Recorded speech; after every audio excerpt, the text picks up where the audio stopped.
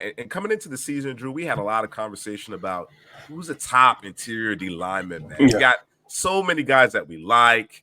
You know, you got my guy Leonard Taylor down in the U. You got Mason Smith. You know, you got my boy Chris Jenkins Jr. I mean, a lot of Michael Hall, a lot of intriguing prospects. Newton is separating himself in my eyes. What do you think? Yeah, because you know who I like for that Illinois defense, Randolph. That's my guy. But listen, Jer'Zhan, he balled, bro. He was unblockable.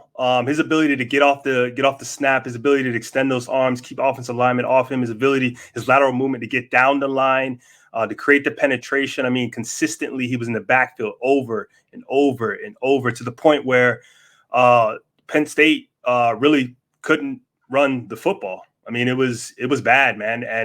And he was a huge part of that, right? So I know Illinois likes to two gap at times. They kind of do both the two gap and the one gap. And in this particular game, it was a lot of one gap. So you got to see his full potential and his capability, right? So I think if you go back and you watch that Penn State game, if you're asking him to one gap, that's what you're going to get. If you ask him to two gap, you're taking away a little bit of his superpower, man. You kind of put an ounce or two of kryptonite in his pocket, right? If you ask him to do that, not that he can't do it, it's just that you're taking away his entire ability. I think he could play anywhere on the D line, but I think that interior is probably where you want him to live.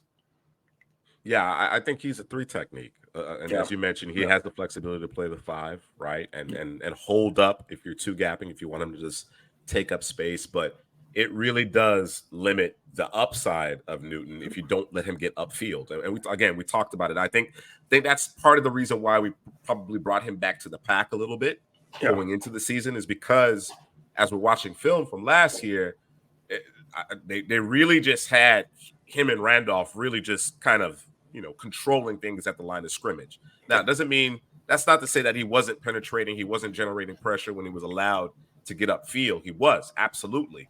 But there just seemed to be a lot more of that going on where I'm just going to occupy a couple of gaps and I'm going to allow the second level defenders to flow and make plays. This season, that isn't the case. Nope. I don't know. I don't know if Newton has taken it upon himself or the coaches have realized, look, our best bet is to let Newton cook, let him get upfield, let him be the disruptor, let him make plays on the opposite side of the line of scrimmage. And he's certainly doing that. I thought, Penn State ultimately pulled away, but I thought he kept them in the game. Oh, absolutely. You know what I'm saying? Absolutely. With individual play from the interior defensive line, he managed to keep Illinois in that game for an extended period of time. So I was really, really impressed by his performance, and he's off to a really good start this year.